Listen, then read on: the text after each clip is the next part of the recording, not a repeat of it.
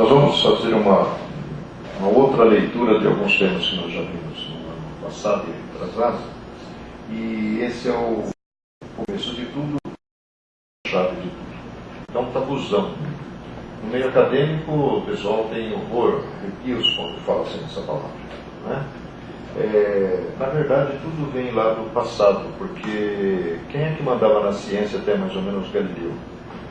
Era a igreja, não é?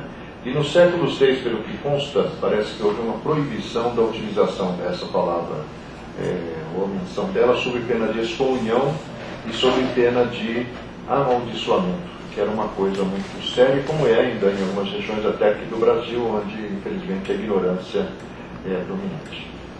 Então, na realidade, nós vamos mostrar que houveram algumas iniciativas, principalmente no século XX, no sentido de oferecer evidências e alguns outros aspectos capazes de uma certa maneira, sinalizar que reencarnação é a base de tudo aquilo que a gente procura entender e não consegue. Nós vamos começar falando aqui de... Não está ligado? Tá. Sobre 3 afirmações. A primeira delas é de Allan Kardec. Ele diz assim: sem a reencarnação, estaca-se a cada passo. Tudo é causa e confusão. Com a reencarnação, tudo se explica da maneira mais racional. Nós vamos ver ao longo desse ano todos os temas que forem abordados a partir desse, que realmente as explicações nascem justamente no princípio da reencarnação.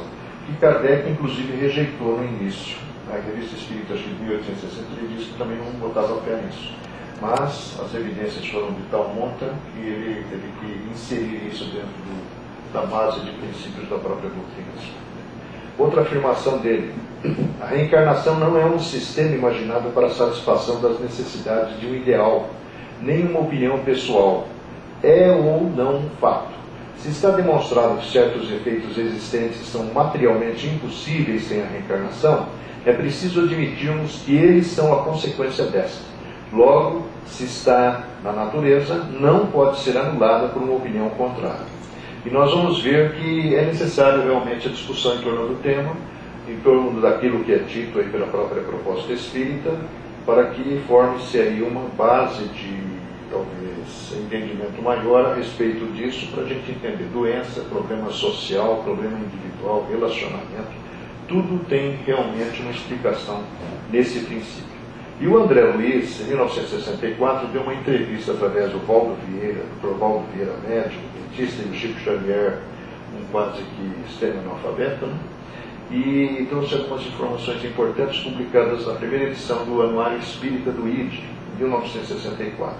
E uma das questões formuladas e respondidas por ele diz o seguinte: a reencarnação é lei imperativa em todos os orbes do universo? André Luiz responde: mais razoável dizer que a reencarnação é princípio universal, compreendendo-se que existem esferas sublimes nas quais a reencarnação, como recurso educativo, já atingiu características inabordáveis ao conhecimento humano atual. Nós vemos que hoje, mesmo no meio espírita, algumas das coisas que vão ser apresentadas aqui são absolutamente ignoradas. E talvez seja importante justamente resgatar, porque alguns materiais foram produzidos e contêm assim substância realmente para nós refletirmos a respeito. Pessoas como o psiquiatra Ian Stevenson, o psiquiatra Brian Weiss, que não são espíritas, não são brasileiros, e que trouxeram contribuições expressivas a respeito do assunto, mas isso absolutamente passa longe de qualquer meio acadêmico, né? Agora, existe aqui no Brasil o esforço de algumas universidades, de alguns professores já perceberam a utilidade disso e estão avançando nas investigações. Então vamos ver. Indicadores e evidências. São indicadores de que a reencarnação realmente está por trás de algumas coisas. Vamos começar com alguns casos aqui de São Paulo, né? Vamos terminar com o caso de um menino prodígio, de 3, 4 anos, que é um instrumentista, capaz de encarar uma orquestra de um porte, de uma orquestra internacional, perante uma multidão de pessoas que estão assistindo um concerto. Provavelmente a gente vai conseguir mostrar esse clipezinho no final. Fez muito furor há uns anos atrás, né? Ele é um americano. Ele tinha apenas 2 anos quando começou a ter pesadelos quase todas as noites, estava começando a falar. Ele era uma criança bem parecida com qualquer outra, alegre, brincava bastante, estava ainda aprendendo a falar. Com o passar do tempo, os sonhos foram tornando-se mais intensos e James debatia e gritava, acordando os pais, que eram Bruce e Andrea Leininger, seus pais, que ficavam transtornados, pois não compreendiam as razões que levavam seu filho a experimentar aqueles sonhos tão violentos, vivenciá-los com tanta intensidade e expressá-los com uma clareza que apenas alguém mais velho seria capaz. Determinados a descobrir o que se passava, o casal passou a observar melhor o comportamento do menino e a procurar entender o que ele gritava durante os pesadelos. Eram frases como: o avião está em chamas, o rapaz não consegue sair. Dali em diante, o pequeno James passou a transmitir informações detalhadas e estranhamente bem articuladas, não apenas em seus pesadelos, que aos poucos se tornaram escassos, mas também, desperto, enquanto brincava e desenhava no dia a dia da família. James mostrava um conhecimento sobre aviões que jamais havia lhe sido transmitido. Tinha 2 anos, né? Passou a revelar nomes e sobrenomes, dados geográficos e até mesmo que Bruce descobriu mais tarde ser a designação de um porta-aviões da Segunda Guerra Mundial do seu pai. Empenhados em desvendar as informações anunciadas, a mãe de James pediu que ele revelasse os nomes de pessoas que apareciam nos pesadelos. A criança falou do piloto James Houston Jr. como se falasse de si mesmo. Insistindo, Andrea, a mãe, perguntou pelo nome de algum amigo de Houston e James logo citou Jack Larson, também combatente de guerra. Depois de criteriosas pesquisas, Bruce e Andrea descobriram que Larson era o melhor amigo de James Houston, este morto há quase 60 anos, e que hoje esse homem, o Larson, estava vivo ainda morando no estado de Arkansas.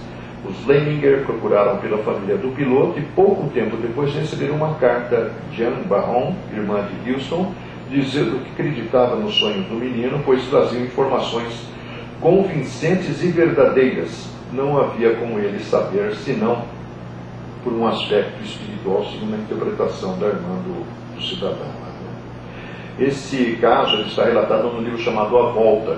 E no YouTube, o Papai Google tem uma série de vídeos de documentários, ou melhor, de reportagens feitas nos Estados Unidos, na época em que o caso chamou a atenção lá da mídia, né?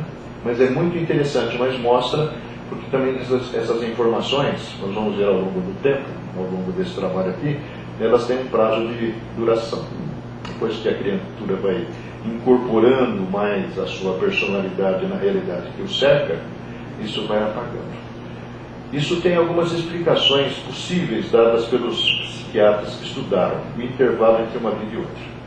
Um intervalo curto e experiências muito traumatizantes no final da vida, até uma morte, podem determinar, como nós vamos ver ao longo do ano, em outros casos, nós vamos ver que casos de fobias, por exemplo, medo de água, medo de escuro, medo disso, tem às vezes relação, dores crônicas, tem relação com o momento da morte na vida passada. Agora vamos a alguns casos brasileiros. Simone Angelina. Essa menina aí, nós vamos ver aqui, ela nasceu em São Paulo em 20 de março de 63, com o nome de Simone, filha de um casal de classe média, recordando-se com clareza no período entre 2 e 4 anos, é aquilo que falamos, tem um períodozinho que a coisa fica mais acentuada. Ela dizia chamar-se Angelina e lembrava-se de fatos ocorridos durante a ocupação norte-americana no final da Segunda Guerra Mundial na Itália. Desde quando começou a falar, com 1 ano e pouco, começou a fazer uso de palavras em italiano, expressando-se no idioma, servindo-se até o desaparecimento das memórias de um conjunto de 30 palavras diferentes, durante esses 2 anos, dos 2 aos 4, sem que tenha tido nenhum aprendizado nesse sentido, nem ascendentes italianos, a não ser um avô, morto em 1954, 9 anos antes do nascimento da Simone. A partir dos 2 anos, passou a referir-se várias vezes ao Capitólio. É um monte existente lá em Roma, na Itália, famoso por no passado ser local onde existia um templo dedicado a Júpiter, do coroamento dos triunfadores do grande império do passado, também próximo à rocha Tarpeia, de onde se precipitavam os traidores do império. Com 3 anos e meio, em janeiro de 67, imediatamente reconheceu a gravura de uma folhinha, era janeiro, né? Geralmente naquela época os comércios aí davam umas folhinhas com algumas estampas, algumas gravuras. E ela, ao passar pela cozinha, a avó estava fazendo lá algum prato, e ela deteve-se diante da imagem e falou assim que na realidade foi aqui. Este é o Capitólio, esta era a casa em que eu morava e esta era a escola. Nestas pedras eu brincava de pular. Desde a mais tenra idade manifestava intenso medo de aviões. Com 3 anos recordava-se de uma ponte que fora bombardeada por um avião. Relatou o episódio de uma jovem que morava no mesmo asilo, porque ela provavelmente fosse órfã, né? Morriam muitos pais, aliás, os lares SOS, que foram inventados lá pelos europeus, austríacos e copiados pelo Divaldo aqui na Mansão do Caminho, eles nasceram justamente porque a quantidade de órfãos que sobrou da Segunda Guerra Mundial era muito grande. Então eles montavam grupos de crianças sob o controle de pessoas mais amadurecidas, que faziam papéis de pais e mães, chamavam aldeias SOS. Começou na Áustria. E o Divaldo copiou isso aqui para a Mansão do Caminho. E esse casal tomava conta de um grupo de um número X de crianças, e provavelmente ela estava nesse quadro antes, né, de morrer. Ela relatou o episódio de uma jovem que morava no mesmo asilo, que brigava muito com ela. Essa moça, que era uma outra criança, foi ferida na coxa por estilhaços de uma bomba aérea, tendo sido atendida pelos médicos americanos que já haviam se instalado naquela região. Refere-se várias vezes a uma mulher, sua amiga, que tomava conta dela e das demais crianças, de nome Afonso Adinari. Com 3 anos, recordou-se de uma das suas companheirinhas que teria dormido num berço de pau fechado, provavelmente um baú, e não acordou nunca mais, ela morrera. Sendo que na idade em que estava Simone, nessa encarnação agora, não tinha suficiente experiência a respeito da morte. Lembrava-se também de outra menina chamada Tita, que fora ferida na perna e morrera em consequência disso, tendo sido tratada por um médico dos Estados Unidos. Tinha muitas companheiras pequenas, cujos nomes mencionava: Regina, Rosana, Tita, Titília, que é o nome de uma outra menina, pronunciava de acordo com o idioma italiano. Recordava-se de que 2 meninos audaciosos tentaram tirar dinheiro e um anel de Afonso Adinari, a cuidadora, para comprar pão. Lembrava-se de que Afonso Adinari também era casada e seu marido se chamava Genaro, sendo ele que providenciava alimento para as crianças. Comentou que as crianças do abrigo ganhavam chiclete dos soldados americanos. Comparou vidrinhos vazios de penicilina com os vidros de leite do abrigo, sugerindo que as crianças recebiam uma ração de leite. Relatou que na casa em que ela morava, a cozinha não tinha telhado, era tudo quebrado até as paredes. Aos 9 anos, revelava ainda seu terror à guerra ao assistir a um programa de televisão, parecendo guardar reminiscências dos terríveis fatos que teria vivido. Descreveu aos 3 anos e meio, de maneira dramática, como ela teria morrido, aliás, e juntamente com Afonso Adinari. Referiu-se a um tipo de mina explosiva com o formato de uma caneta tinteiro, que fora apanhada na rua e entregue a Afonso por um dos garotos do asilo, artefato que explodira a ser aberto. Tem um caso muito interessante de uma menina chamada, acho que é Célia Marcondes, que psicografou uma mensagem pelo Chico. Ela morreu com 22 anos. Nasceu gêmea de um cidadão que era até, não sei lá se está vivo ainda, né? Era médico. O médico, o que virou médico, nasceu normal. E na sequência nasceu ela, porque estamos falando da década de 50, não tinha ultrassom e os médicos também não tinham bola de cristal para prever que tinham gêmeos ali dentro da barriga da mãe dela, acho que Isabel, né? E aí o que acontece é que ela nasceu com um problema neurológico que a impossibilitava de sensibilidade em qualquer extremidade do corpo e funcionava nada, só os olhos e o sorriso. Não falava. E a mãe, ela sacrificou a sua própria vida social na cidade de Santa Isabel, aqui pertinho, para cuidar dessa filha. Ela teve 5 filhos. E o Homero, que é o irmão médico na cidade de Santos, na época, e a irmã, na realidade, passaram, principalmente a menina, passou a ter a atenção de toda a família. Ela passou a ser, assim, todo mundo convergia, externando amor por ela. E tem passagens muito bonitas que ela descreveria, fazendo uma homenagem à mãe, no Dia das Mães, que é a Dona Maria Isabel dos Marcondes, numa psicografia através do Chico, porque essa senhora, ela perdeu essa menina com 22 anos, Um ano depois ela perdeu uma outra filha, Maria Helena, num acidente automobilístico na vinda de Mogi das Cruzes para Santa Isabel. Uma estradinha lá que era meio fatídica, porque eu trabalhei em Santa Isabel há muito tempo. Então, na realidade, como é que ela morreu? Ela era especialista na produção desses artefatos aqui. Todos aqueles que eram irmãos dela agora estavam ligados a esse grupo de resistência durante o período da guerra.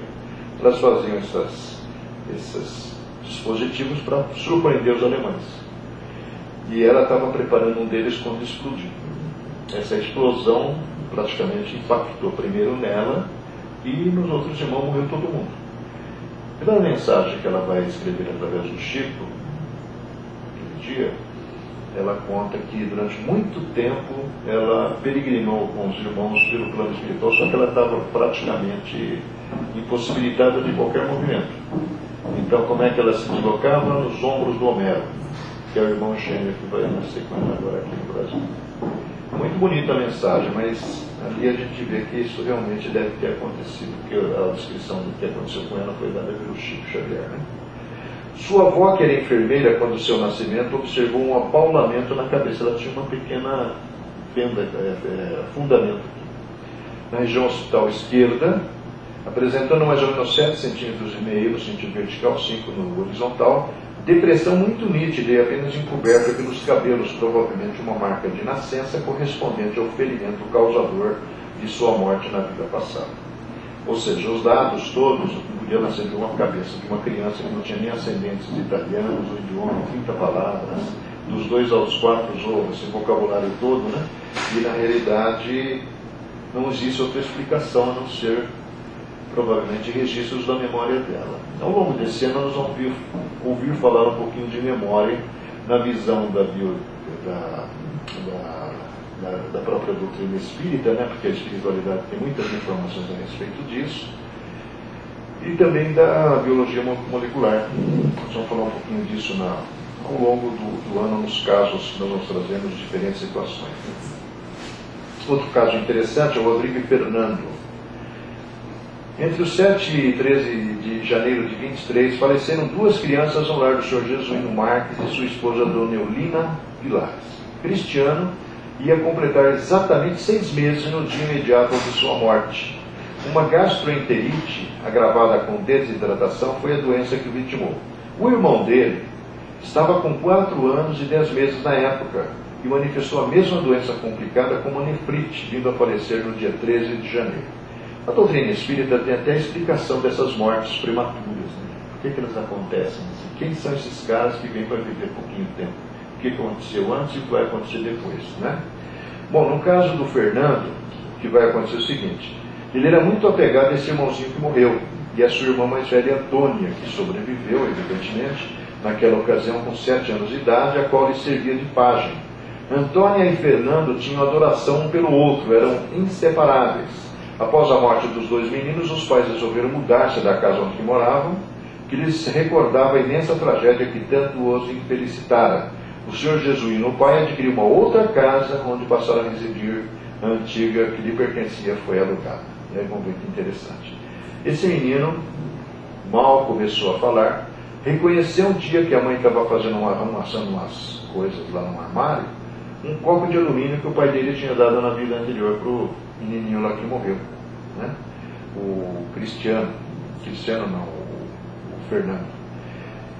E remexendo nesses guardados, o menininho falou assim: o meu copo, era um copinho que se abria. Acho que todo mundo lembra que antigamente tinha uns copinhos assim que a gente levava para lancheira na escola, né, para tomar lá o suquinho de groselha, geralmente, né, que era a nossa realidade, né? E ele tinha ganhado um de alumínio. E aí ele falou, era um copinho que se abria de alumínio. Aí ele falou: é meu, mamãe. A mãe falou: não, esse era do Nandinho, que era o apelido do Fernando lá, né? Ele continuou: eu sei. A mãe acrescentou: você é o Rodrigo, esse era do Fernando. Ele levantou-se na ponta dos pés, pôs a mão sobre a cabeça e disse: eu sou o Rodrigo, mas eu era o Fernando. Eu era grande assim. E mostrava com a mãozinha quanto fora maior. Estava com 4 anos quando morreu, né? Rodrigo revelava muito zelo pelos objetos que pertenceram ao Fernando. Seu pai, ao preparar-se para uma viagem, resolveu levar o referido copinho de alumínio. O garoto disse-lhe que poderia levá-lo como empréstimo, porque o copo era seu.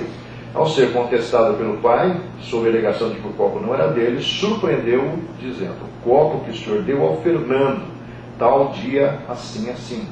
Descreveu detalhadamente como o copo fora dado ao Fernando pelo pai. Finalmente concluiu que o copo era seu, porque ele era o Fernando. Logo que começou a falar, o Rodrigo passou a relatar várias passagens da vida do Fernando, identificando-se com ele e contando que fora levado embora em um caixãozinho. A mãe dizia: mas você não é o Fernando, você é o Rodrigo. E ele dizia: agora sou o Rodrigo, mas eu era o Fernando. Ficava na ponta dos pés e dizia: eu era grande assim, mas eu fiquei doente, puseram-me num caixãozinho e me levaram embora. Esse detalhe da recordação do episódio em que o Rodrigo foi posto em um caixão e levado embora é bem marcante e reaparece em outras passagens da sua meninice. Reconheceu também uma farda de escoteiro que fora feita para o Fernando, exclamando que era a sua roupinha de escoteiro. O Fernando sempre desejara uma farda de escoteiro. Ele via o pelotão de escoteiros quando desfilava pela cidade e entusiasmava-se vivamente com o espetáculo. A mãe então fez uma roupinha de escoteiro para o filho. Este tinha grande apego à fardinha. Ao mexer nos pertences de Fernando, apareceu a dita farda. Assim que ele viu a roupinha, falou: ah, minha roupinha de escoteiro. É importante notar a constante identificação com o falecido irmão, manifestada por Rodrigo desde os 2 anos de idade. Recordava-se de haver morado em outra casa, situada em outro local um pouco distante e mais abaixo. Quando a mãe mandou que o Rodrigo contasse ao pai que ele afirmara a sua mãe ser o Fernando, este resolveu tirar a prova do fato. Naquele momento, o Rodrigo começou a explicar-se dizendo: sim, mamãe, lá naquela rua lá embaixo. Seu pai então procurou embaraçá-lo e atalhou perguntando-lhe se era uma casa bonita da Rua da Calçada, o local onde ele havia morado. O Rodrigo respondeu: não, papai, nós não morávamos na casa bonita da Rua Calçada, mas sim naquela rua de barro, lá embaixo, na casa feia. Aí o senhor jesuíno, mais incrédulo ainda, perguntou-lhe: e quem morava perto? A resposta foi pronta: a sua mãe. Conforme esclareceu seu irmão, Rodrigo não conhecera a casa onde eles moraram anteriormente. Da mesma forma, ele não sabia quem era a sua avó paterna, pois esta morrera antes do Rodrigo haver nascido. Fernando, sim, porquanto convivera com ela.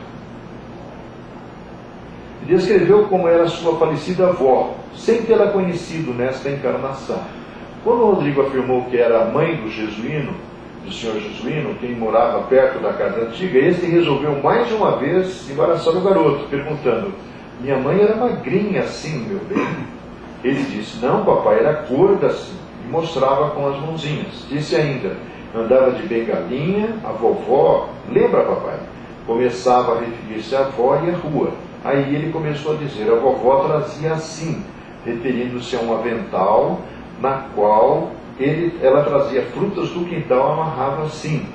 Papai perguntou o que ela trazia e disse: fruta, papai, fruta. Ele se recordava de todos os pormenores. Lembrava-se de uma galinha de estimação que fora criada pelo Fernando. Fernando, próximo de morrer, por sinal, pediu para ver a sua galinha de estimação. Rodrigo se recordava em criança, narrava numa perfeita lembrança de tudo. Quando ele estava doente, disse que queria ver a galinha e a galinha veio. Pousou na janela e da janela pousou nos pés da cama dele. Depois foi embora. O Rodrigo se lembrava ainda desse fato. Distinguia entre 2 cadeirinhas, a que pertencera à personalidade anterior, na condição do Fernando. Rodrigo reconhecia a cadeirinha devido à marca de 2 riscos no seu espaldar, feita pelo Fernando. Ele dizia: esta é a minha cadeira. Insistia em afirmar que o sapatinho marrom lhe pertencia. Entretanto, o sapato havia sido do seu irmão Fernando, já falecido. Notável a insistência com que Rodrigo procurava fazer entender à sua mãe a sua identidade como Fernando. Referindo-se ao sapatinho marrom do Fernando: ah, meu sapatinho que papai trouxe, era um sapatinho marrom. A mãe dizia: não é seu, meu bem, era do Nandinho. Ele respondia: eu sei, mamãe, o Nandinho sou eu agora. Manifestou intenso horror ao entrar pela primeira vez na antiga casa, especialmente ao avistar o quarto onde falecera o Fernando. Na ocasião em que se deu esse fato, Rodrigo tinha aproximadamente 3 anos. Disse a sua mãe que a coroa de finados destinada ao falecido Fernando tornava-se dispensável, porque ele era o próprio Fernando que havia voltado. Parece que na época de finados tinha-se o hábito lá de depositar coroas de flores nos túmulos dos falecidos, né? E a mãe estava nesses preparativos. Naquela época usava-se fazer muitas coroas, e a mamãe estava fazendo uma coroa de vime, que ela fazia com canivete, depois pintava e formava umas flores muito bonitas. O Rodriguinho perguntou: mamãe, para que tanta coroa? E a mãe começou a mencionar os nomes. Uma é para o tio Cristiano, outra para a Lucinha, outra para o Cristianinho, outra para o Nandinho e outra para... Ele disse: tem muito, mamãe. A mãe perguntou por quê, e ele disse: porque o titio, a Lucinha, o Cristianinho está bom, mas o Nandinho não precisa não, mamãe. A mãe disse que precisava sim, era seu irmãozinho, e ele disse: era eu, mamãe, eu estou aqui, não preciso de coroa. Recordava-se do irmãozinho, o Cristiano, que havia falecido uma semana antes dele, e referia-se a ele com o mesmo apelido dado por este ao garotinho. Fernando era muito apegado ao Cristiano, seu irmão mais novo. Cristiano nascera em 7 de julho de 22 e falecera em 7 de janeiro de 23, com 6 meses apenas de idade. Uma semana depois, no dia 13 de janeiro de 23, falecia o Fernando. Rodrigo nasceu na cidade de Jaú, estado de São Paulo, em 21 de dezembro, e até aproximadamente os 12 anos ele se recordava bem de vários fatos da sua vida anterior. A doutrina espírita diz que até os 7 anos, mais ou menos, nós estamos ainda meio que desconectados da nossa existência atual, né? E em relação à anterior também. Então, passado aí a primeira infância, nós começamos muitas vezes a misturar, na condição normal, informações da vida passada com os dados armazenados na presente existência. As exceções ficam por esses casos que muitas vezes, talvez pelo intervalo curto entre existências, que é chamado pelos estudiosos aí do século XX de intermissão, esses dados eles não tiveram tempo de serem suficientemente apagados, né? Caso 4, Rogério Emanuel Jerônimo, muito interessante, lá da cidade de Franca. Aos 4 anos de idade, no dia 18 de julho de 81, quando junto a seus pais e irmãos assistia a um programa de TV, começou a dizer: eu sou o Mané Jerônimo, eu cuidei do meu pai quando ele era pequeno. Disse que precisava ir a Miramontes, que fica ali na divisa de São Paulo e Minas, para rever seu irmão ali residente, cujo nome era Antônio Cinza. Ele deu apenas a alcunha do irmão, Antônio Cinza, cujo nome verdadeiro apurou-se mais tarde ser Antônio Nunes da Silva. Em Miramontes era conhecido pela sua alcunha e tido como curador, curandeiro e benzedor também. Revelou que houvera sido curandeiro quando em vida, que tinha curado muitas pessoas, e citou entre elas o nome de um médico, doutor Higino. Por isso possuir uma carta deste último declarando a cura do filho, o que lhe permitia exercer tranquilamente o curandeirismo. Disse que havia falecido em 45, em consequência de uma picada de cobra, e que fora socorrido na Santa Casa. Esta data, 1945, foi dada pelo Rogério, que é o reencarnado, né? Aos 4 anos de idade.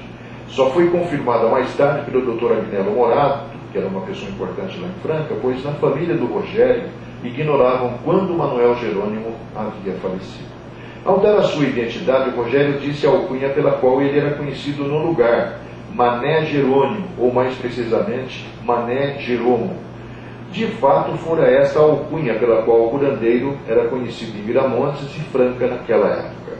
Referiu-se a uma pequena imagem de Nossa Senhora da Aparecida que Manuel Jerônimo entregara a seu irmão vencedor Antônio Cinza, alguns instantes antes de morrer, recomendando que aguardasse, pois viria buscá-la a qualquer dia. Rogério diz que quando ele era o Manuel Jerônimo, ao morrer, dissera ao seu irmão Antônio Cinza as seguintes palavras: eu falei com meu irmão, guarda minha santinha quando eu morrer, qualquer dia venho buscar a santa. Reconheceu e apontou a casa onde Manuel Jerônimo havia morado quando em vida. Lembrando que são 2 cidades diferentes, né? Franca e Miramontes. A mãe de Rogério, acompanhada de Dona Clarice Barros Garcia, levou o menino a Miramontes, pela primeira vez atendendo aos seus insistentes pedidos para encontrar-se com Antônio Cinza. As senhoras que levavam o Rogério não conheciam o lugar, nunca havia ido lá, até lá. Ao chegarem em Miramontes, procuraram informar-se onde morava o curador Antônio Cinza. Finalmente conseguiram localizar a rua e para lá se dirigiram. O menino reconheceu imediatamente o Antônio Cinza, assim que o viu, dirigindo-se a ele sem vacilar. As testemunhas observaram que o encontro do Rogério com o Cinza foi o de dois conhecidos antigos, embora houvesse no início certa surpresa por parte do velho benzedor, que é o irmão mais velho que sobreviveu. Falou com Antônio Cinza acerca de assuntos que somente ele e seu falecido irmão conheciam. O Cinza ficara realmente impressionado com a familiaridade demonstrada pelo menino, relativamente às questões abordadas. Ele teve as seguintes palavras ditas ao Dr. Agnello Morato, que é lá de Franca: olha, moço, sou católico, só sei dizer que esse menino veio aqui e falou para mim coisas que só eu e o finado humano sabiam. Indicou com precisão o local certo onde existia uma cisterna próxima à casa do Cinza. Rogério, em uma das suas conversas, referira-se a ela, a cisterna, que não se encontrava mais em seu primitivo local. O Dr. Agnello Morato, desejando tirar uma prova, indagou do Rogério onde ficava o poço ao qual ele fizera alusão. O menino tomou-o pela mão, levou-o para um lado do casebre do Cinza e apontou o lugar. A cisterna estava aqui, tio, disse ele. Tenta continuar com práticas de curanderismo, como fazia a personalidade anterior a Manuel Jerônimo. Dona Maria Aparecida, a genitora dele, do Rogério atualmente, afirma que esse tem a mania de curar os doentes e fazer benzeduras. Quando alguém adoece em sua casa, ele logo se preocupa em benzer o doente ou preparar-lhe os remédios vegetais. Informou que mancava muito, pois a perna lhe doía bastante, obrigando-o a andar de muleta e a sentar-se com todas as vezes que tinha alguma coisa a fazer. O Dr. Agnello Morato confirmou este fato com o professor Celso de Toledo, o qual informou que o Manuel Jerônimo era portador de uma enorme úlcera na perna esquerda proveniente da picada de uma cobra venenosa que depois acabaria matando ele, Apontou corretamente a perna esquerda como sendo o membro lesado pela picada da cobra, confirmado pelo professor Celso Toledo e pelo senhor Antônio Cinza. Recorda-se de que era muito velho, preto e baixo, quando desencarnou como Manuel Jerônimo. Na entrevista de 6 de setembro de 84, Dona Maria Aparecida disse-nos que Rogério dizia: eu sou Manuel Jerônimo, eu era velhinho. Afirmou ainda que era preto e baixo, como o Rogério era branco, Sempre mostrou grande afeição pelo Antônio Cinza. Rogério sentia grande alegria ao encontrar-se com Cinza. Botava-lhe imensa estima. Insistia para ir morar com ele em Miramontes, deixando seus pais preocupados. Quando soube da morte do Cinza, sofreu profundo abalo que se refletiu na sua saúde, tendo sido hospitalizado por 5 dias devido ao choque recebido.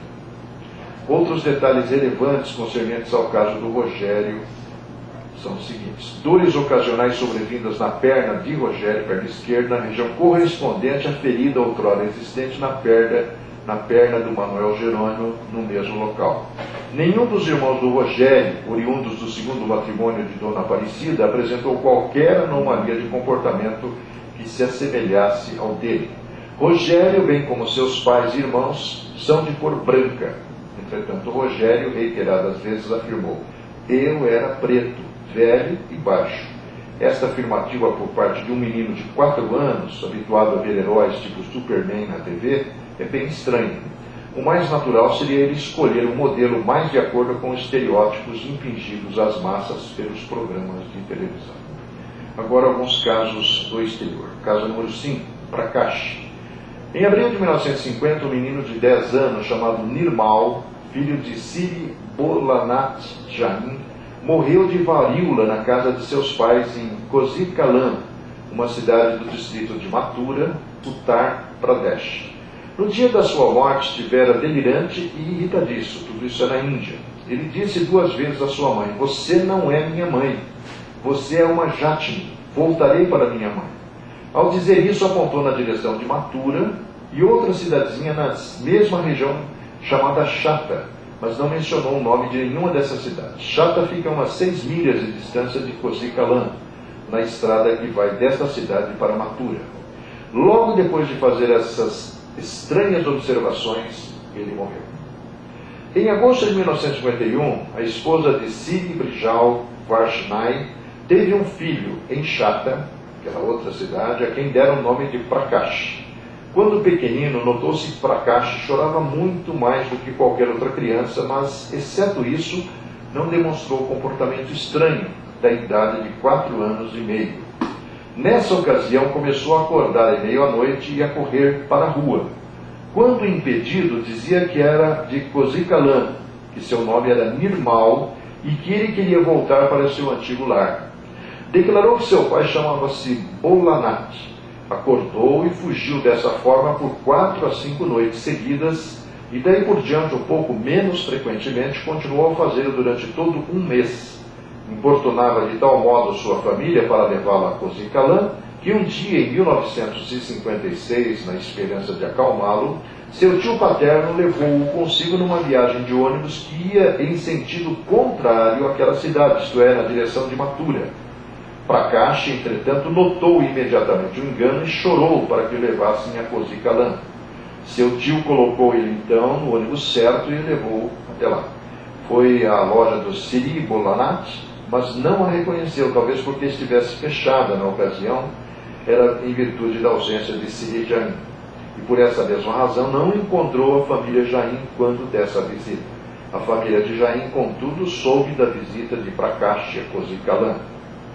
Nessa ocasião, em 56, quando eu tinha 5 anos, as aparentes lembranças de Prakash da vida com Nirmal eram extremamente vívidas. Lembrava-se dos nomes dos parentes e amigos de Nirmal, dos quais não mais se recordou em sua segunda visita a Cosícalan, 5 anos mais tarde. Depois de retomar dessa cidade da primeira vez, continuou a importunar sua família com o desejo de para lá voltar. Eles tomaram várias medidas numa tentativa de fazê-lo esquecer-se de Nirmal e de Cosícalan.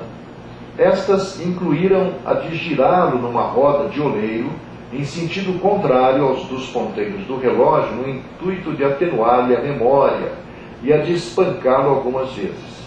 Depois de algum tempo, ele parecia ter se esquecido, ou pelo menos não mais falava abertamente do seu desejo de retornar à referida cidade. Na primavera de 1961, um dos filhos mais jovens de Siri Bolanath Jain, Jadish, irmão mais velho de Nirmal, perdeu um de seus filhos, um menino de 3 anos e meio. Logo em seguida, Siri Jadish Jain mudou-se novamente de Delhi, onde estivera residindo para Cosícalan. Nesta cidade teve notícia do menino de Shata, que dizia chamar-se Nirmal e ser filho de Bolanath Jain. No início do verão de 61, Siri Bolanath Jain esteve a negócios em Shata com sua filha Memo. Ali conheceu Prakash, que o reconheceu como sendo seu pai. Prakash, em parte, reconheceu também Memo, tomando-a por uma outra irmã de Nirmal, de nome Vimla. Ele implorou a Siri Bolanath Jain para levá-lo para Cosícalan. Quando Siri Jain e Memo partiram, o menino acompanhou-os até a estação rodoviária, suplicando-lhes que o levassem consigo. Dias depois, a mãe de Nirmal, a irmã mais velha deste, Tara, e o irmão Devendra visitaram Prakash em Shata. Prakash chorou de alegria ao ver Tara, a irmã mais velha de Nirmal. Pediu a seu pai que o levasse a Cosícalan. A família Jain persuadiu os pais de Prakash a consentirem em sua ida àquela cidade outra vez. Em Cosícalan, Prakash orientou o percurso que vai da estação rodoviária à casa do Jain. Aí, chegando, hesitou à entrada, que havia sido radicalmente reformada desde a morte de Nirmal. No interior da casa, Prakash reconheceu outro irmão, 2 tias e alguns vizinhos de Nirmal, bem como várias dependências da casa em que Nirmal vivera e morrera. A família de Nirmal mostrava-se satisfeita por ter ele renascido como Prakash. Lembrando que nessa região do Oriente, na Índia principalmente, Paquistão, a ideia da reencarnação como influência do tal do hinduísmo, que nós vamos ver um pouquinho lá na frente hoje, né? Que parece que toda a informação sobre reencarnação migra de lá para o Egito, do Egito para a Grécia, da Grécia para o mundo ocidental e depois no século VI é bloqueada, né? Lamentavelmente, essa segunda visita a Cosicalan e o encontro com membros da família Jain reativaram profundamente o anseio de Prakash de retornar para esta cidade. Começou de novo a fugir de casa e seu pai voltou a espancá-lo para fazê-lo esquecer-se dessa ideia, ou pelo menos da sua execução, a ideia de voltar lá para aquela cidade de origem. O caso número 6, também lá da região da Índia, Jasbir. Na primavera de 54, Jasbir, com 3 anos e meio, filho de Siri Girdhari Lal Jat, de Razulpur, distrito de Muzaffarnagar, em Uttar Pradesh, supostamente morreu de varíola. O pai de Jasbir procurou seu irmão, bem como outros homens do vilarejo, para pedir-lhes que o ajudassem a sepultar seu filho morto. Aí um detalhe interessante. Como então fosse tarde da noite, aconselharam-no a transferir o sepultamento para a manhã seguinte. Poucas horas depois, Siri Girdhari Lal Jat casualmente notou um certo estremecimento no corpo do seu filho, que a seguir voltou gradualmente à vida. Alguns dias se passaram sem que o menino pudesse tornar a falar, sendo que algumas semanas antes expressava-se com clareza. Quando recuperou a capacidade de falar, demonstrou uma notável modificação de comportamento. Declarou então que era filho de Shankar, da aldeia de Behed, e quis ir para lá. Não comia coisa alguma na casa do Jat, sob o fundamento de que pertencia a uma casta superior, sendo um Brahmana. Sabe-se hoje ainda que lá na Índia tem essas diferenciações sociais, né, arraigadas na cultura popular, apesar da tentativa do governo de desmistificar essa ideia de diferenças de castas. Essa obstinada recusa em alimentar-se tê-lo-ia seguramente levado a uma segunda morte, se uma bondosa senhora Brahmani, vizinha de Siri Girdhari Lal Jat, não se tivesse encarregado de cozinhar para Jasbir, à maneira Brahmani. Assim fez durante cerca de 1 ano e meio. O pai de Jasbir fornecia todos os ingredientes para a preparação da comida, mas a família de Jasbir às vezes o enganava, dando-lhe alimento não preparado pela senhora Brahmani. Ele percebeu o logro, e essa descoberta, juntamente com a pressão exercida por sua família, levaram-no a abandonar gradualmente a rígida dieta Brahmani e a compartilhar com os demais membros da família suas refeições normais. O período de resistência durou ao todo menos de 2 anos. Jasbir pôs-se a fornecer mais adiante detalhes da sua vida e morte na aldeia de Behed. Relatou pormenorizadamente como, durante uma procissão matrimonial de uma aldeia a outra, comer alguns doces envenenados, alegando que estes lhe foram dados por um homem a quem emprestara dinheiro. Ficara aturdido e caíra da carriola que o transportava, sofrendo um ferimento na cabeça e vindo a morrer algumas horas depois. O pai de Jasbir disse-lhe ter tentado impedir a divulgação de suas estranhas afirmações e de seu comportamento na aldeia, mas as notícias logo transpiraram. A preparação especial dos alimentos de Jasbir, à maneira Brahmani, era naturalmente do conhecimento de outros Brahmanes da aldeia e, eventualmente, isto é, cerca de 3 anos mais tarde. Ele relatou o acontecido à família do seu marido, ela relatou o acontecimento à família do seu marido e a membros da família Tyagi em Behed. Os detalhes da sua morte ou dos pormenores narrados por Jasbir correspondiam rigorosamente a pormenores da vida e morte de um jovem de 22 anos, Sobahan, filho de Siri Shankar Lal Tyagi de Behed. Sobahan morrera em 14 de maio de 54, em acidente ocorrido em uma carriola, como declarou Jasbir, e da mesma maneira que por ele descrita, embora a família Tyagi não tivesse nenhum conhecimento do envenenamento e da dívida de Sobahan, senão depois das declarações de Jasbir. Posteriormente passaram a nutrir suspeita do tal envenenamento que ele falou na vida seguinte. Esses casos da Índia são extraídos do livro 20 Casos Sugestivos de Reencarnação, do psiquiatra Ian Stevenson, canadense, da Universidade da Virgínia, e ele, na realidade, começou a pesquisar nos anos 50, 60.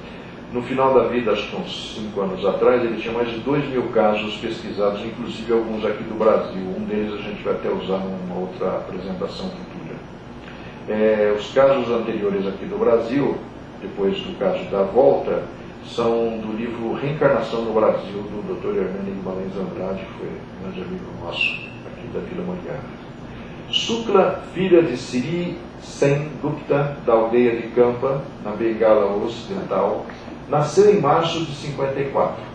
Quando tinha cerca de 1 ano e meio e mal sabia falar, foi vista várias vezes acarentando um pedaço de madeira, um travesseiro que ela chamava de Minu. Quando lhe perguntavam quem era Minu, Sukla dizia, minha filha. E no decorrer dos 13 anos seguintes, ela foi aos poucos dando mais informações sobre Minu e sobre ele, referindo-se a seu marido da vida anterior. Ela disse que ele, Minu, Ketu e Karuna, os 2 últimos irmãos mais moços do seu marido, estavam todos em Hatala, Batpara. A aldeia de Batpara fica a 11 milhas de Campa, na estrada de Calcutá. A família Gupta conhecia muito pouco Batara, contudo nunca tinha ouvido falar do distrito de Hatala, em Batpara, nem das pessoas cujos nomes Sukla mencionava. Sukla passou a mostrar grande desejo de ir a Batpara e começou a insistir em que iria sozinha caso a família não a levasse. Afirmava poder mostrar o caminho da casa do seu sogro. Sri Sen Gupta falou sobre o fato a alguns amigos, contando-o também a um empregado da estrada de ferro onde trabalha. Este nome, Sri Pal, residia perto de Batara e tinha lá alguns parentes. Por intermédio deles, Sri Pal soube que uma pessoa chamada Ketu morava em um distrito de Batpara chamado Hatala. Este é um lugarejo assim chamado porque nele é guardado o carro da imagem de um deus. Existem milhares de divindades na Índia hoje, né? Sri Pal descobriu ainda que um homem chamado Ketu tivera uma cunhada, Mana, que havia morrido alguns anos antes, em janeiro de 48, deixando uma filha de colo, chamada Minu, que é a mesma da descrição da menininha com a boneca. Quando Sri Pal relatou esses fatos ao pai de Sukla, este tornou-se mais interessado em que Sukla fosse a Batpara. Isso foi arranjado com o assentimento de outra família de que Sri Aditalal Chakravarti é o chefe. Mais tarde, Sri Havti Sukla, marido de Sirimati Shyamo, visitou Hazalpur, ouviu referências sobre as declarações de Jasvir e conheceu. Então o pai de Sobahan e outros membros de sua família ali estiveram, tendo sido reconhecidos por Jasvir, que os identificou corretamente em relação ao seu grau de parentesco com o Sobahan. Algumas semanas mais tarde, por sugestão do gerente de uma usina de açúcar próxima a Behed, um habitante dessa aldeia, Sr. Jagannath Sukla, levou Jasbir a Behed, onde o colocou perto da estação ferroviária e pediu-lhe que indicasse o caminho em direção ao quadrângulo dos Tyagi.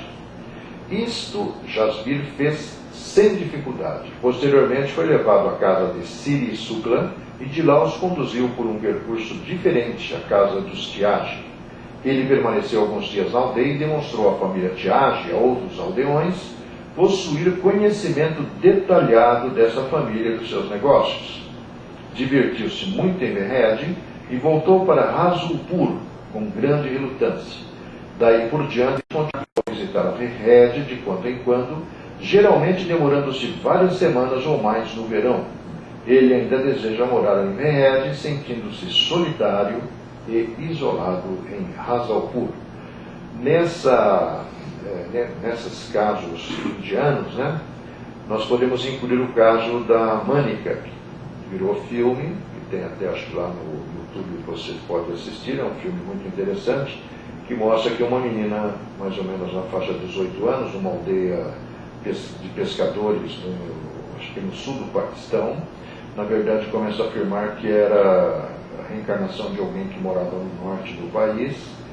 A escola que ela estudava era uma escola mantida pela Igreja Católica, e um padre que tinha vindo de um país europeu ficou muito impressionado com as descrições e insistência da menina e ele foi procurar os seus superiores, os superiores disseram que aquilo era coisa da ignorância hindu típica, mas o que acontece é que a menina um dia foge, pega um trem, vai na direção da cidade onde ela dizia ter vivido, a polícia intercepta, tem um adulto que buscá-la e o padre se oferece, só que ao invés de trazê-la de volta, ele segue em frente, vai até a cidade onde ela dizia ter vivido. Lá ele hospeda ela num convento de freiras e vai à procura do homem que ela dizia fora seu marido na vida anterior. E o que vai acontecer na sequência é tudo absolutamente surpreendente, porque vai ficar evidenciado que aquela menina realmente conhecia o cara, havia um compromisso entre ela e o ex-marido de ela voltar para se reencontrar com ele, mas ele já estava casado com outro, ela ia ser pai novamente, e aí ele, impressionado, um comerciante rico da cidade, ele resolve levá-la até a sua casa e lá ela vai revelar o conhecimento do interior da moradia, a partir de um oratório que havia atrás de uma parede falsa. Ela reconhece a antiga sogra, a atual mulher do cara fica assustada, enciumada e preocupada, né, porque eles têm lá essa convicção da reencarnação. Mas de qualquer forma o filme vai mostrar, e é baseado num dos casos do Ian Stevenson, resgatado por eles, incluído no livro 20 Casos Sugestivos de Reencarnação. No verão de 59, quando tinha pouco mais de 5 anos, Shukla e alguns familiares seus viajaram para Bhatpara, onde Shukla orientou o caminho da casa daquele que alegava ter sido seu sogro, Siri Amritalal Chakravarti. Ali ela reconheceu e identificou corretamente por seus nomes diversas pessoas e objetos. Posteriormente, membros da família Chakravarti visitaram Shukla e seus parentes em Kampa. Ela recebeu também a visita de pessoas da família Patnyak, com a qual Mana havia sido criada. Selimati Pata era tia materna da personalidade anterior. Mais tarde, Shukla esteve outras vezes em Bhatpara. Seu encontro com seu suposto ex-marido e com sua pretensa ex-filha Minu despertou grande emoção em Shukla e maior desejo de estar com eles outra vez. Diferentemente de algumas outras crianças protagonistas de tais casos, como Prakash e Jasbir, ela nunca manifestou o desejo de reintegrar-se permanentemente na outra família, mas ansiava pelas visitas de Siri Haradan e angustiava-se quando ele não aparecia. O professor Paul esteve em Kampa e em Bhatpara repetidas vezes pelo espaço de um ano em 1960, e investigou de forma completa os antecedentes e oportunidades de contato entre as duas famílias relacionadas ao caso. Confrontou também os depoimentos de cada informante com os dos demais. Destas averiguações resultou o seu minucioso relatório, que foi aproveitado pelo Ian Stevenson no seu trabalho. Hipóteses explicativas para as recordações e o comportamento desses personagens. Lembrando que não só os 20 casos sugestivos, mas os 8 casos da reencarnação no Brasil do Hernani Guimarães, existem uma infinidade de casos parecidos com esse, né? Infelizmente, a revelação, a divulgação dessas investigações, elas hoje praticamente não chegam a nós, né? Ao Brasil principalmente, porque existem alguns centros no mundo, na Islândia, por exemplo, tem um pesquisador bastante devotado a essa preocupação de estudar esses casos surpreendentes, né? Mas tem uma infinidade de casos. E algumas hipóteses que podem, talvez, explicar essas descrições. Primeiro, a fraude deliberada. Bom, a hipótese de fraude é sempre evocada em primeiro lugar devido ao seu caráter eliminatório, mas lembrar que uma criança de 2 a 4 anos seja capaz de conter, assim, na sua memória, tantos dados e características como alguns desses casos selecionados, é realmente impossível fazer qualquer associação de fraude. A informação direta e criptomnésia, ouvido inúmeras alusões feitas por pessoas com quem conviviam, talvez fosse uma possibilidade. Uma menininha que começou a falar italiano, escreveu aquelas cenas, parece que a família dela, que nem relações de ancestralidade tinha com os italianos, é impossível ela ter acesso a tantas informações sobre a Segunda Guerra, né? Uma memória genética, de acordo com essa hipótese, teriam herdado geneticamente dos seus genitores as lembranças. Também, nos casos mostrados, mostram que fica evidenciado que não existe a mínima possibilidade do menino do avião, da guerra, a menininha com o italiano e esses outros casos citados, né? Porque as famílias parece que não tinham ascendentes e nem conexões com as histórias relatadas. A incorporação mediúnica, também numa idade desse porte, muito difícil acontecer um fato como esse, né? Um espírito se aproximar de alguma criança e assumir o comando da seu lado intelectual tão ainda pouco formado, né?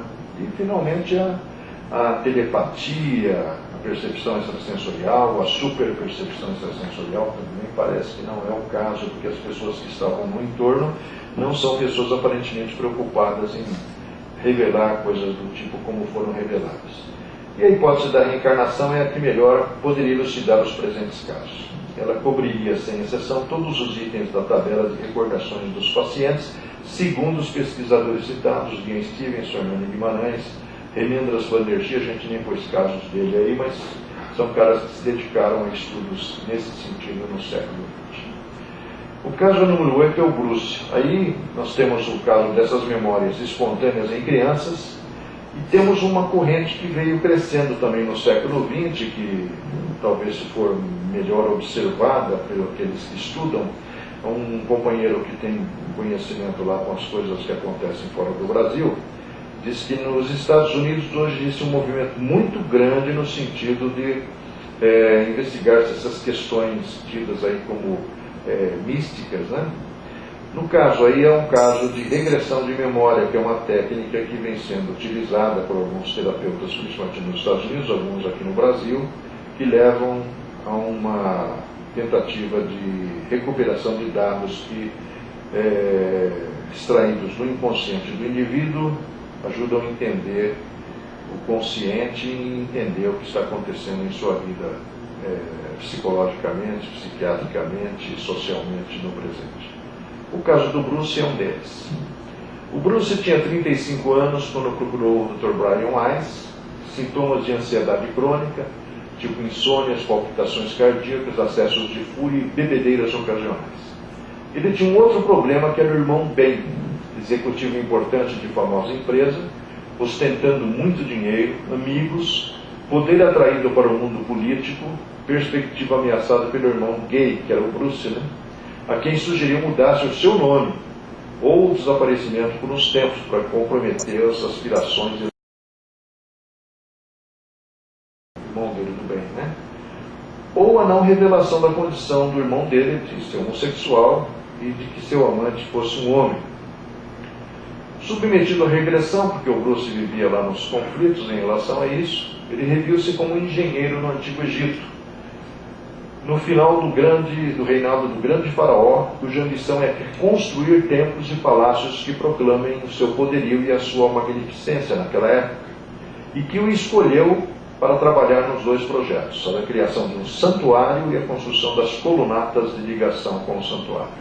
Era uma honra incalculável ser escolhido, e se ele fosse bem sucedido, tudo que lhe pedisse seria seu para o resto da vida.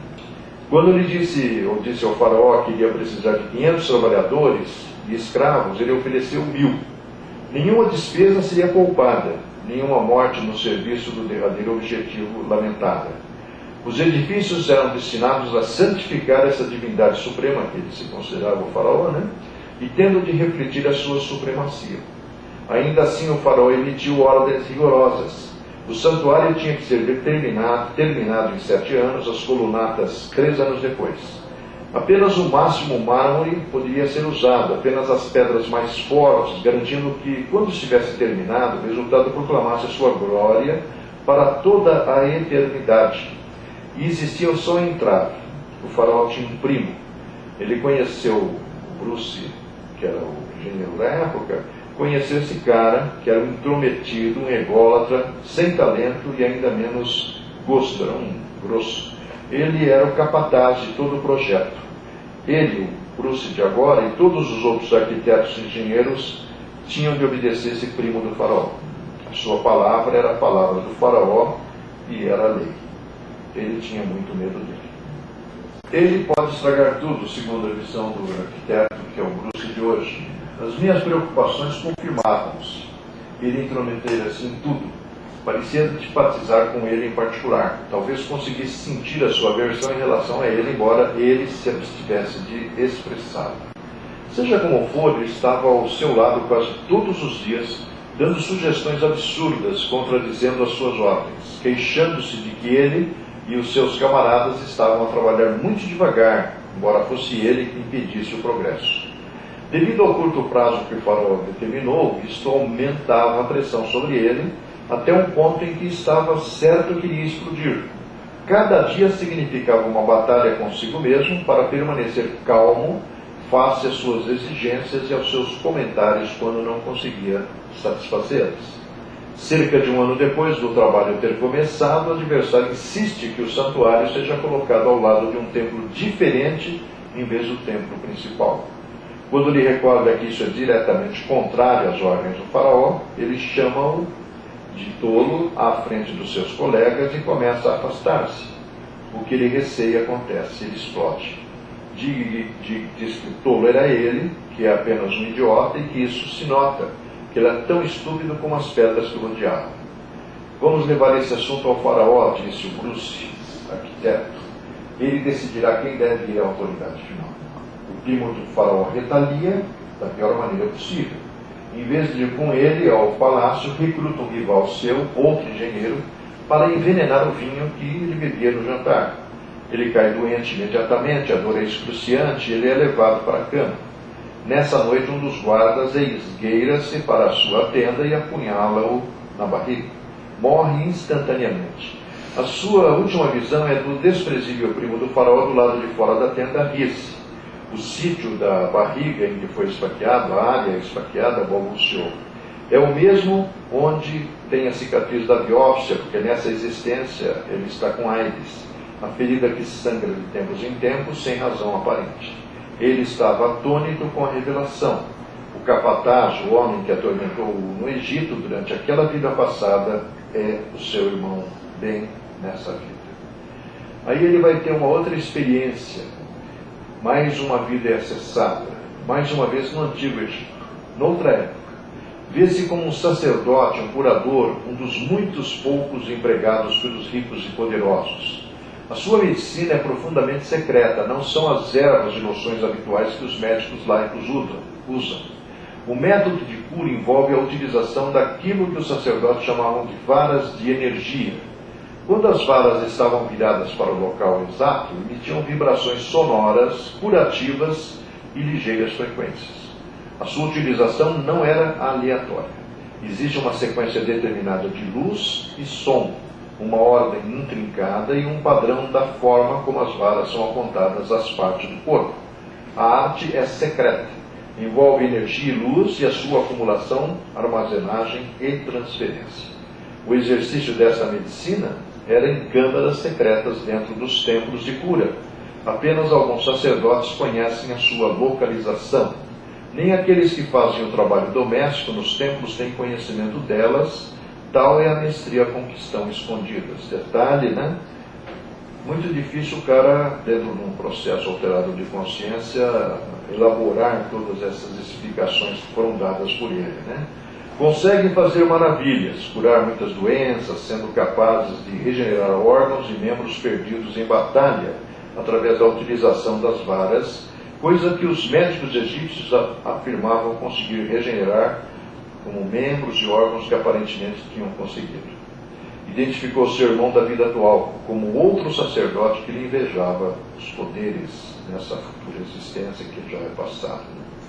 O caso 9 já vai para outra direção. No Brasil, nós tivemos aí, a partir dos anos 30, as tentativas de um psiquiatra brasileiro, chamado Inácio Ferreira, de ir num sanatório espírita lá da cidade de Uberaba, começar a fazer uma terapia alternativa, além dos tratamentos convencionais da medicina, para tentar ajudar obsessivos patológicos e obsessivos causados por influências espirituais, né?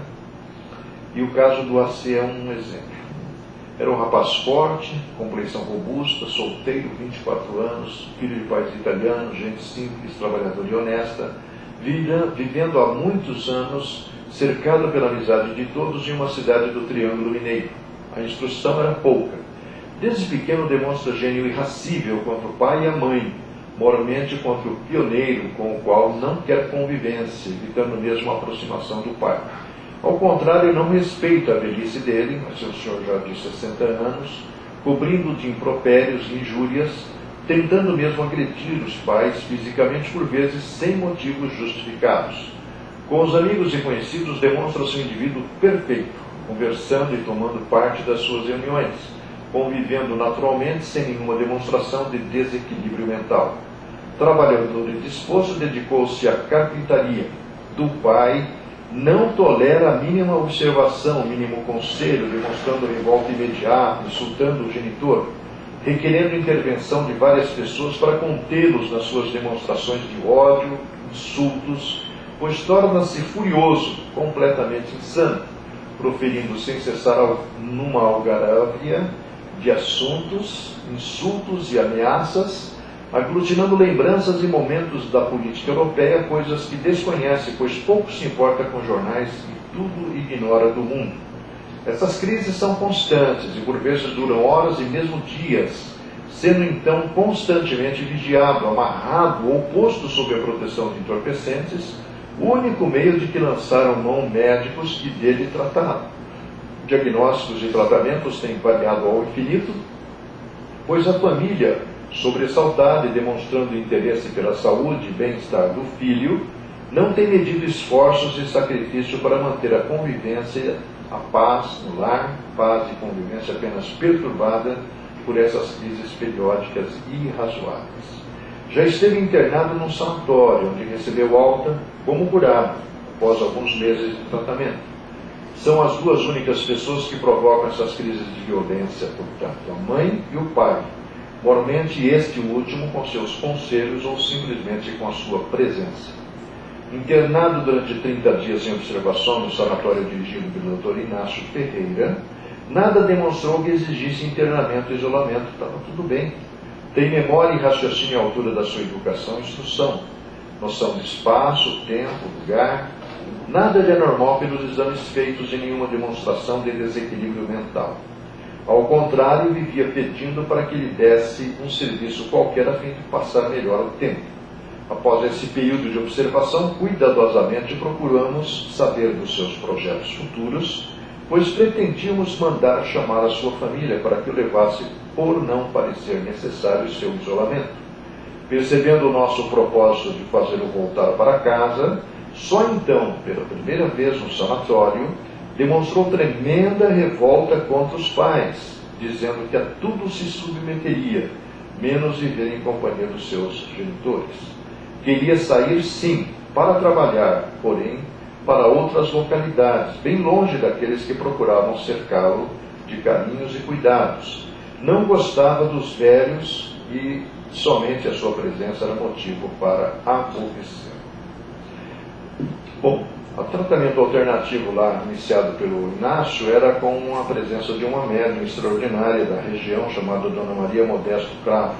E numa das reuniões em favor do cidadão, houve uma manifestação de uma entidade que tinha a ver com tudo o que estava acontecendo com ele. Diz ele: na minha última existência material fui pai deste rapaz. Morávamos em um lugar chamado Malhada, em Portugal. Ele sempre foi bom filho, disposto, trabalhador, porém muito genioso e dado a valentias, devido mesmo ao seu gênero de negócios, convivendo com toda a classe de pessoas, pois possuía um armazém com grande adega, dedicando-se ao comércio de vinhos, motivo pelo qual fazia constantes viagens à Espanha. Contrariando a minha opinião e o conselho de vários amigos, casou-se com uma moça cujo conceito não era muito bom. Após o casamento, aceitou um tio por sócio no seu armazém e, certo tempo depois, de volta de uma das suas viagens, teve desconfianças de que o tio tornasse amante da sua esposa, manchando o seu lar. Eles de nada desconfiavam, julgando-se únicos senhores deste segredo. Nos dias de convivência que se seguiram, tudo fez para que as desconfianças que o empolgavam se objetivassem em certezas. Quando convicto de que tudo era verdade, assassinou o tio na adega. Retalhou seu corpo em centenas de pedaços e os lançou em muitos tonéis de vinho, no qual pôs uma boa quantidade de ácido para desfazer e apagar os vestígios do seu crime. Em seguida levou também o corpo da sua esposa Adega, após amarrá-la, abriu-lhe o ventre, procurando deformá-la, mostrando-lhe também o que restava do corpo do amante. Ela enlouqueceu sob tanta tortura e pouco depois morria vítima pela infecção que lhe produzira no ventre.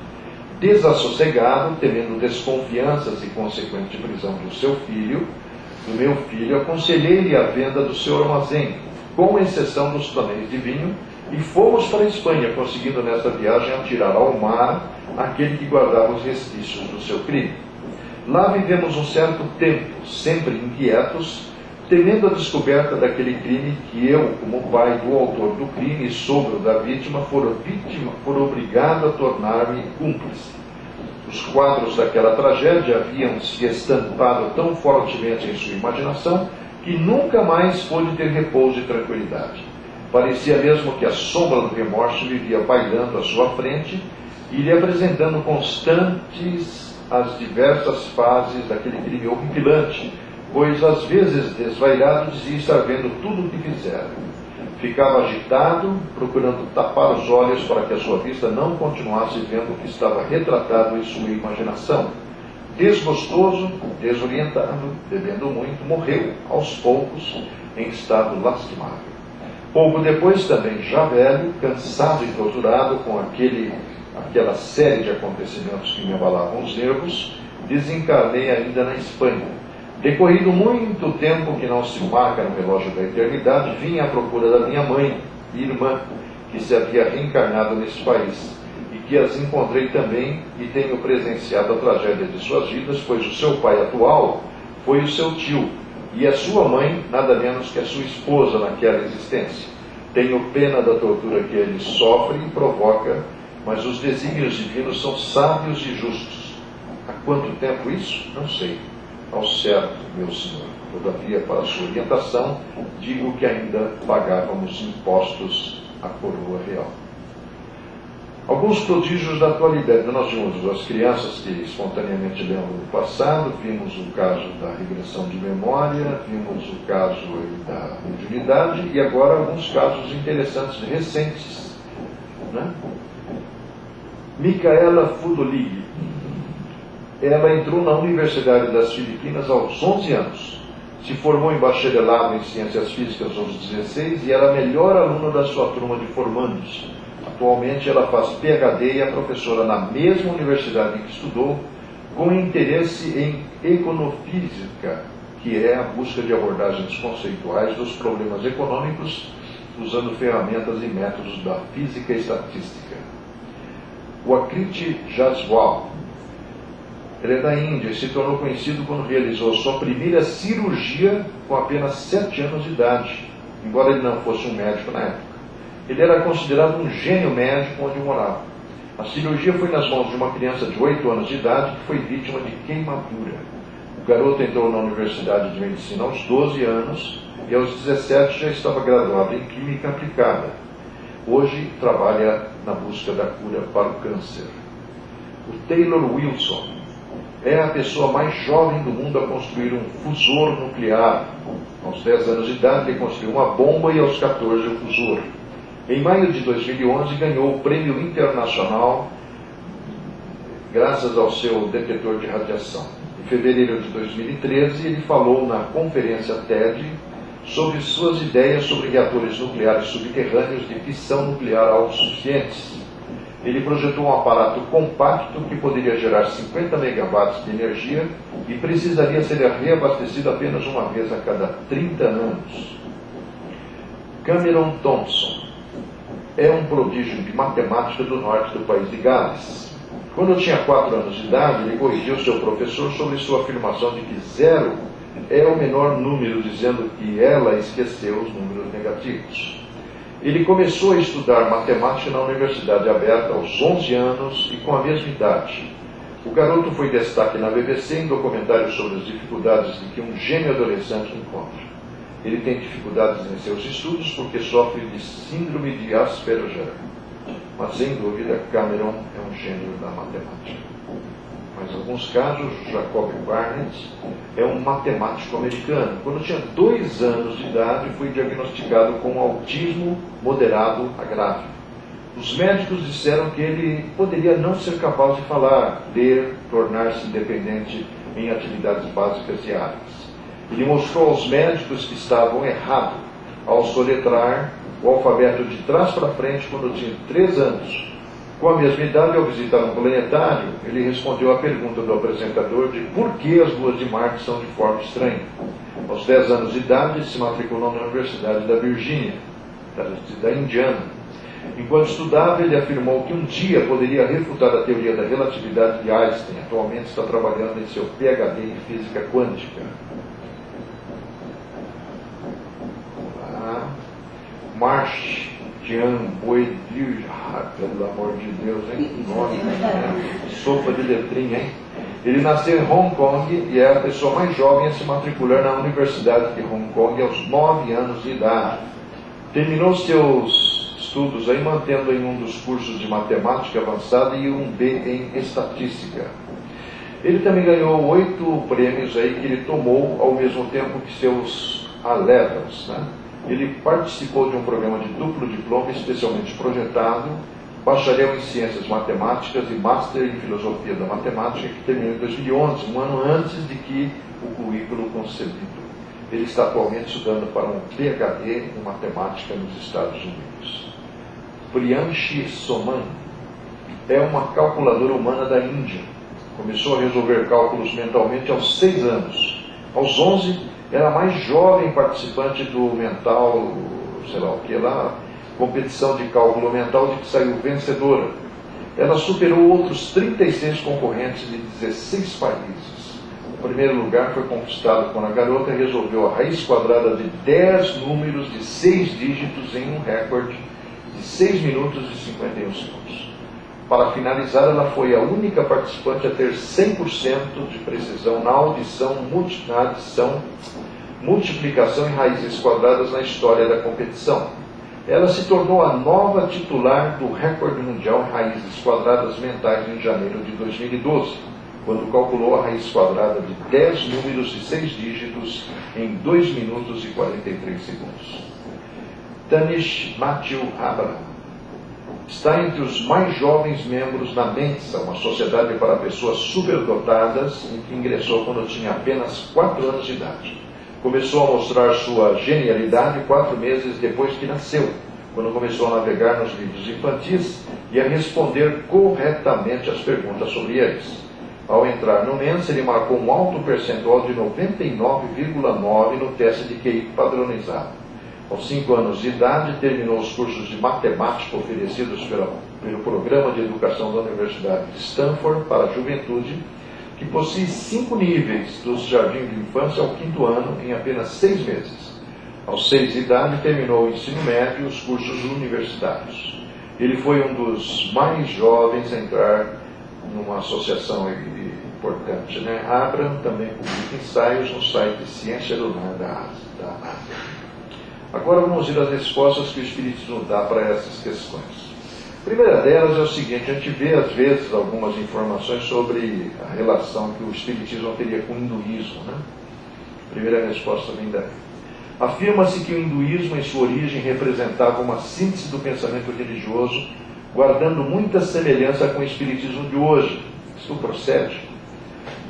O fundo dessa religião é a crença num ser primeiro e supremo, na imortalidade da alma e na recompensa à virtude. O verdadeiro e único Deus se chama Brahma, o qual não deve ser confundido com Brahma, criado por ele. É a verdadeira luz que é a mesma, eterna, bem-aventurada em todos os tempos e lugares. Da essência imortal de Brahma emanou a deusa Bhavani, isto é, a natureza, e uma legião de 1 bilhão e 180 milhões de espíritos. Entre esses espíritos há 3 semideuses ou gênios superiores: Brahma, Vishnu e Shiva. Pai, Deus, como é que é? Espírito Santo, sei lá o que é, né? Da Igreja Católica. A Trindade Universal. A Trindade dos hindus. Parece que vem de lá mesmo, né? Durante muito tempo a concórdia e a felicidade reinaram entre os espíritos. Mais tarde, porém, eclodiu uma revolta entre eles e vários se recusaram a obedecer. A ideia dos anjos caídos, decaídos da igreja. Os rebeldes foram precipitados do alto dos céus no abismo das trevas. Deu-se então a metempsicose. Cada planta, cada ser foi animado por um anjo decaído. Essa crença explica a bondade dos hindus para com os animais.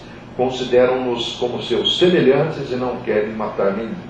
Daí talvez venha a ideia da metempsicose que vem sendo divulgada atualmente, inclusive por algumas correntes budistas, Mas não é o que se vê hoje. O que houve então se houveram todas essas deformações, Somos induzidos a crer que não foi senão a ação do tempo que levou tudo quanto existe de bizarro nessa religião, mal compreendida e falseada na boca do povo, a descer à posição de insana charlatanice. Basta indicar os atributos de algumas das suas principais divindades para explicar o estado atual da sua religião. Eles admitem 333 milhões de divindades inferiores. São as deusas dos elementos, dos fenômenos da natureza, das artes, das doenças, etc. Além disso, há os bons e os maus gênios. O número dos bons ultrapassa o dos maus em 3 milhões. O que é extremamente notável é que não se encontra entre os hindus uma única imagem do Ser Supremo. Parece-lhes demasiado grande. Dizem que toda a terra é o seu templo e o adoram sob todas as formas. Assim, conforme os hindus, as almas tinham sido criadas felizes e perfeitas, e a sua decadência resultou de uma rebelião, e a sua encarnação no corpo de animais seria uma punição. Segundo os hindus, a alma começou pela perfeição para chegar à abjeção. A perfeição é o começo e a abjeção o resultado. Quer dizer, houve uma queda dos anjos. Conforme os espíritos é o inverso.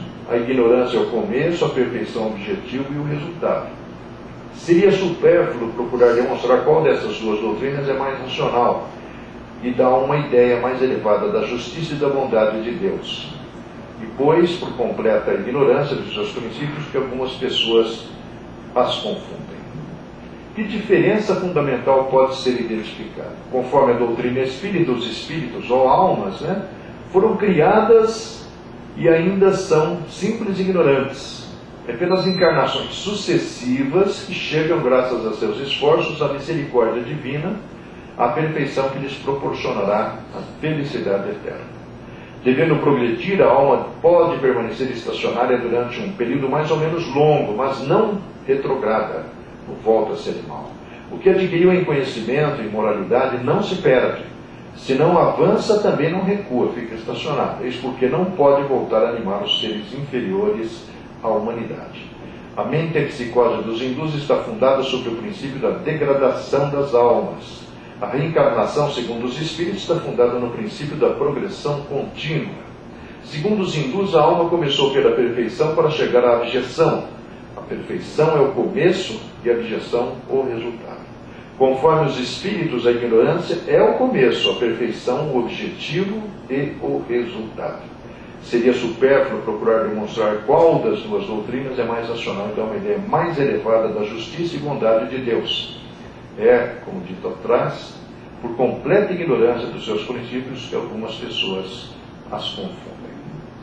Desenvolvendo a concepção do Espiritismo, como explicar a evolução do ser, da individualidade? Kardec responde: Deus criou todos os espíritos iguais, simples, inocentes, sem vícios e sem virtudes, mas com o livre-arbítrio de regular suas ações conforme um instinto que se chama consciência, e que lhe dá o poder de distinguir o bem e o mal. Cada espírito está destinado a alcançar a mais elevada perfeição atrás de Deus e do Cristo. Para atingi-la, deve adquirir todos os conhecimentos pelo estudo de todas as ciências, iniciar-se em todas as verdades, depurar-se pela prática de todas as virtudes. Ora, como essas qualidades superiores não podem ser obtidas numa única vida, todos devem percorrer várias existências a fim de adquirirem os diversos graus de saber. A vida humana é a escola da perfeição espiritual e uma série de provas. É por isso que o espírito deve conhecer todas as condições da sociedade e em cada uma delas aplicar-se e cumprir a vontade divina. O poder e a riqueza, assim como a pobreza e a humildade, são provas. Dores e idiotismo, demência, são punições pelo mal cometido numa existência anterior. Do mesmo modo que pelo livre-arbítrio o indivíduo se encontra em condições de realizar as provas a que está submetido, também pode falir. No primeiro caso, a recompensa não se fará esperar, consistindo numa progressão na perfeição espiritual. No segundo caso, recebe a punição, isto é, deve reparar em nova vida o tempo perdido na vida anterior, da qual não soube tirar vantagens para si mesmo. Antes da sua reencarnação, os espíritos planam nas esferas superiores, celestes. Os bons gozando a felicidade, os maus entregando-se ao arrependimento, expostos à dor de serem desamparados por Deus. Mas, conservando a lembrança do passado, o espírito se recorda das infrações aos mandamentos divinos e Deus lhe permite escolher em nova existência ou encarnação suas provas e sua condição, o que explica por que muitas vezes encontramos nas classes inferiores da sociedade sentimentos elevados e entendimento desenvolvido, ao passo que nas classes superiores encontramos tendências inóveis e espíritos embrutecidos. Então, diante do princípio da reencarnação, a justiça divina está se manifestando? Pode-se falar da injustiça quando o homem que empregou mal a sua vida pode reparar suas faltas numa outra existência e alcançar sua meta? Não estaria a injustiça na condenação imediata e sem apelação? A Bíblia fala de castigos eternos, mas isso não se deveria entender por uma só existência tão triste e tão curta, para esse piscar em relação à eternidade. Deus quer dar a felicidade eterna como recompensa do bem, mas é preciso merecê-la, e uma vida única de curta duração não basta para alcançá-la. Muitos perguntam por que Deus, durante tanto tempo, teria ocultado aos homens um dogma cujo conhecimento é útil à sua felicidade. Teria amado aos homens menos do que agora? O amor de Deus é de toda a eternidade. Para os esclarecer, enviou sábios, profetas e Jesus, o Salvador. Não é uma prova do seu infinito amor? Mas como receberam os homens esse amor? Melhoraram? O Cristo disse: eu poderia ainda vos dizer muitas coisas, mas não seríeis capazes de compreendê-las devido à sua imperfeição. Se tomarmos as Santas Escrituras no seu verdadeiro sentido intelectual, aí encontraremos muitas citações que parecem indicar que o espírito deve percorrer várias vidas antes de chegar ao fim. Também não se encontram nas obras dos filósofos antigos as mesmas ideias sobre a reencarnação dos espíritos? O mundo progrediu bastante sob o aspecto material, nas ciências, nas instituições sociais, mas do ponto de vista moral ainda está muito atrasado. Os homens desconhecem a lei de Deus e não ouvem mais a voz do Cristo. Eis porque, em sua bondade, como último recurso para chegar a conhecer os princípios da felicidade eterna, Deus lhes dá a comunicação direta com os espíritos e o ensina da doutrina da reencarnação, palavras repletas de consolo e que brilham nas trevas dos dogmas de tantas religiões diferentes. A obra, e que a busca se realiza com amor e confiança.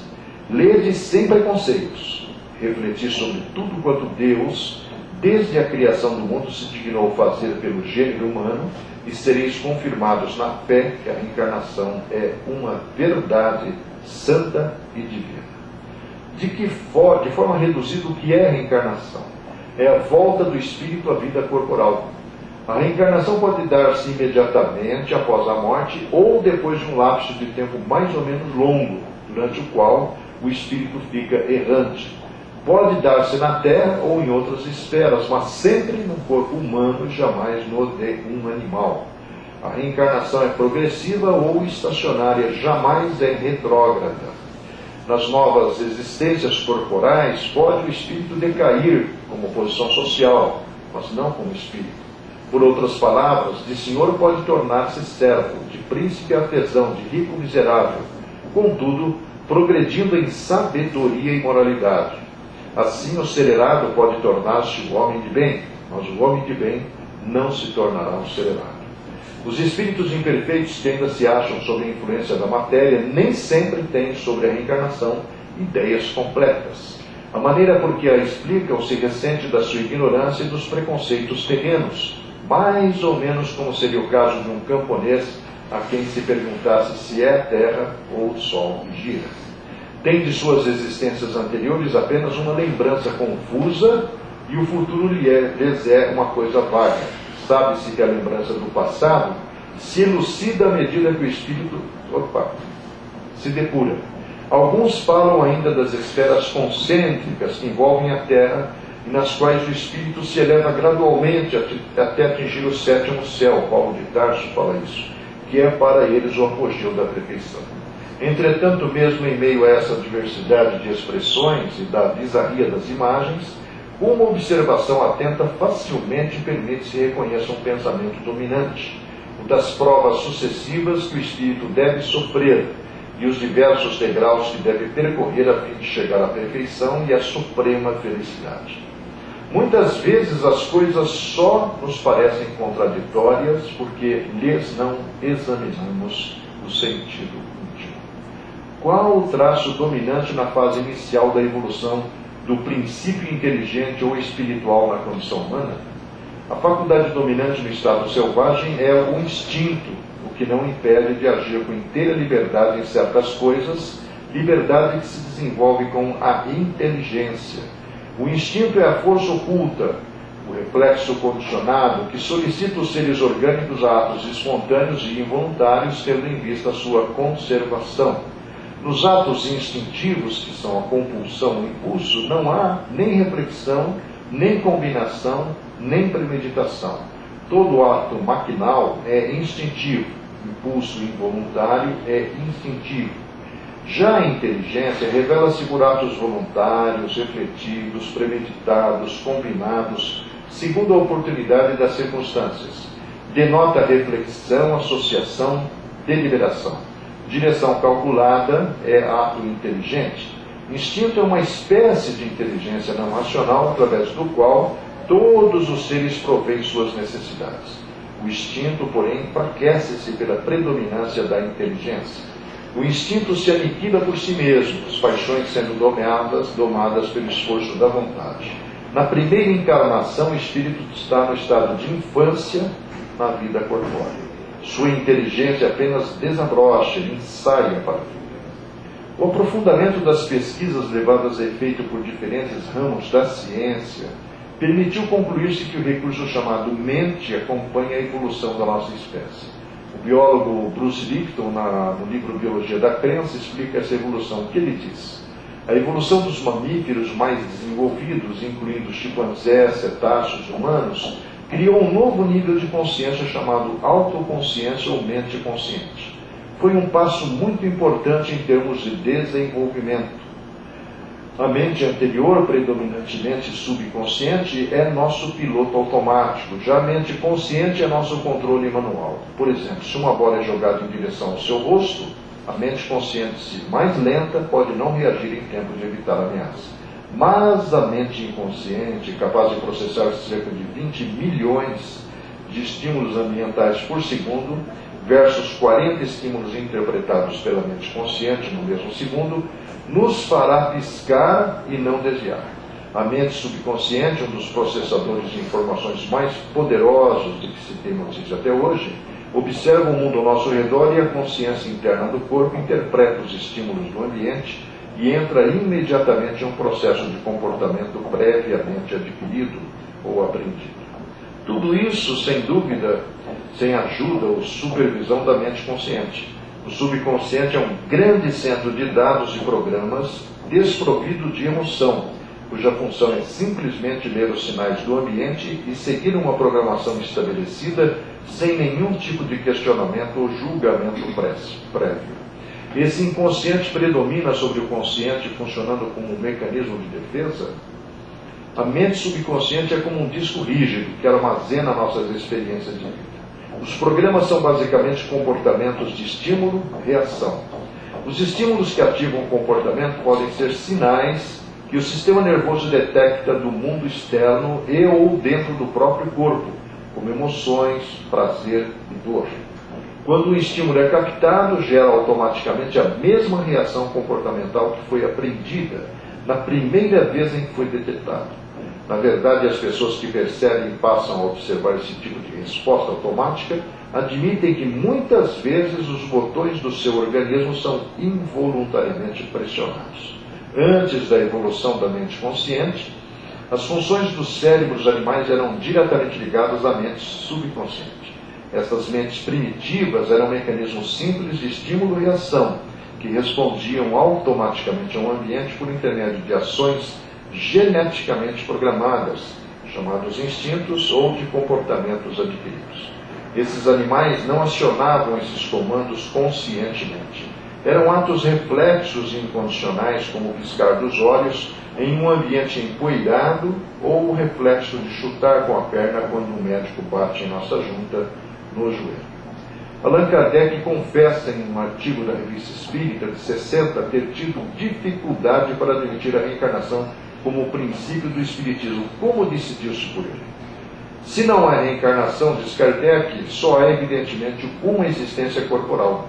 Se a nossa atual existência corpórea é a única, a alma de cada homem foi criada por ocasião do seu nascimento, a menos que se admita a anterioridade da alma, caso em que caberia perguntar o que era ela antes do nascimento e se o estado em que se achava não constituía uma existência sob forma qualquer. Não há meio termo. Ou a alma existia ou não antes do corpo. Se existia, qual a sua situação? Tinha ou não consciência de si mesmo? Se não tinha, é quase como se não existisse. Caso tivesse individualidade, era progressivo ou estacionário. Num e no outro caso, a que grau chegara ao tomar o corpo? Admitindo, de acordo com a crença vulgar, que a alma nasce com o corpo, ou que venha a ser o mesmo, que antes de encarnar só dispõe das faculdades negativas, perguntamos: por que mostra a alma aptidões tão diversas, independentes das ideias que a educação lhes fez adquirir? De onde vem a aptidão extranormal que muitas crianças revelam em tenridade para esta ou aquela arte, para esta ou aquela ciência, enquanto outras se conservam inferiores ou medíocres durante a vida toda? De onde em uns saem as ideias inatas ou intuitivas que em outros não existiam? De onde em certas crianças o instinto precoce que revelam para os vícios ou para as virtudes, os sentimentos inatos de dignidade ou baixeza, contrastando com o meio em que nasceram? Por que, excluindo-se da educação, uns homens são mais adiantados que os outros? Por que há selvagens e homens civilizados? Se tomardes de um menino hotentote recém-nascido e educardes os nossos melhores liceus, fareis dele algum dia um Laplace ou um Newton? Qual a filosofia ou teosofia capaz de resolver esses problemas? É fora de dúvida que as almas são iguais ao nascerem, ou são desiguais. Se iguais, por que entre elas tão grande diversidade de aptidão? Dir-se-á que isso depende do organismo, mas então achamos-nos em presença da mais monstruosa e imoral das doutrinas. O homem seria simples máquina, joguete da matéria. Deixaria de ter a responsabilidade de seus atos, pois que poderiam atribuir tudo às suas imperfeições físicas. Se as almas são desiguais, é que Deus as criou assim. Nesse caso, porém, por que a inata superioridade concedida a algumas? Corresponderá essa parcialidade à justiça de Deus e ao amor que Ele consagra igualmente a todas as criaturas? Admitamos, ao contrário, uma série de progressivas existências anteriores para cada alma e tudo se explica. Ao nascerem, trazem os homens a intuição do que aprenderam antes. São mais ou menos adiantados conforme o número de existências que contem, conforme já estejam mais ou menos afastados do ponto de partida. Dá-se aí exatamente o que se observa numa reunião de indivíduos de todas as idades, onde cada um terá desenvolvimento proporcionado ao número de anos que tenha vivido. As existências sucessivas serão para a vida da alma o que os anos são para a do corpo. E o que se aplica ao futuro? Kardec diz: se a considerarmos tendo em vista o futuro, esbarraremos nas mesmas dificuldades. Se a nossa existência atual é que só ela decidirá da nossa sorte vindoura, quais na vida futura as posições respectivas do selvagem e do homem civilizado? Estarão no mesmo nível ou se acharão distanciados um do outro no tocante à soma de felicidade eterna que lhes caiba? O homem que trabalhou toda a sua vida por melhorar-se virá ocupar a mesma categoria de outro que se conservou em grau inferior de adiantamento, não por culpa sua, mas porque não teve tempo nem possibilidade de se tornar melhor? O que praticou o mal por não ter podido instruir-se será culpado de um estado de coisas cuja existência em nada dependeu dele?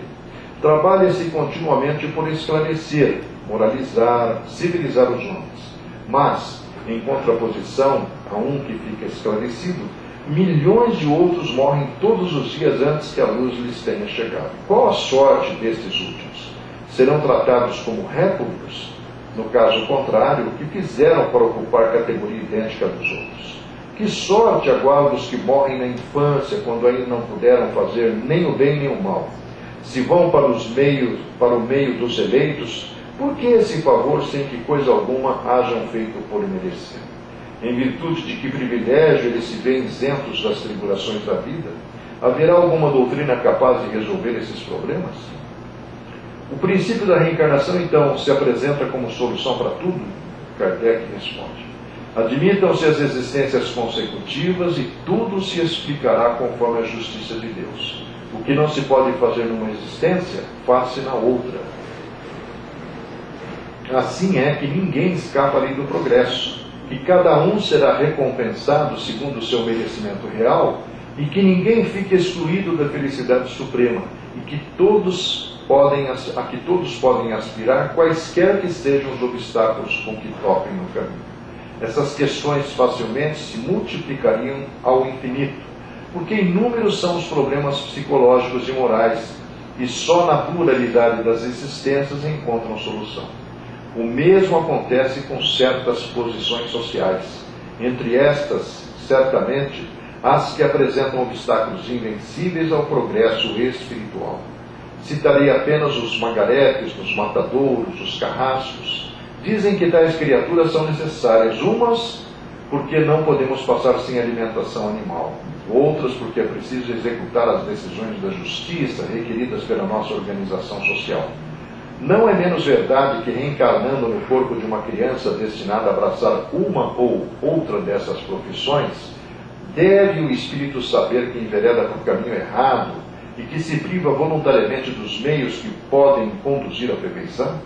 Não poderia acontecer com a permissão de Deus que nenhum espírito quisesse esse gênero de existência? Nesse caso, qual a necessidade dessas profissões em nosso meio social?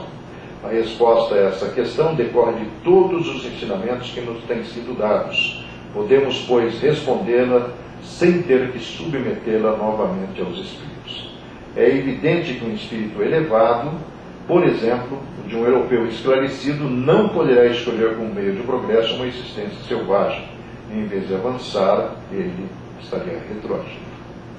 O processo, então, é contínuo.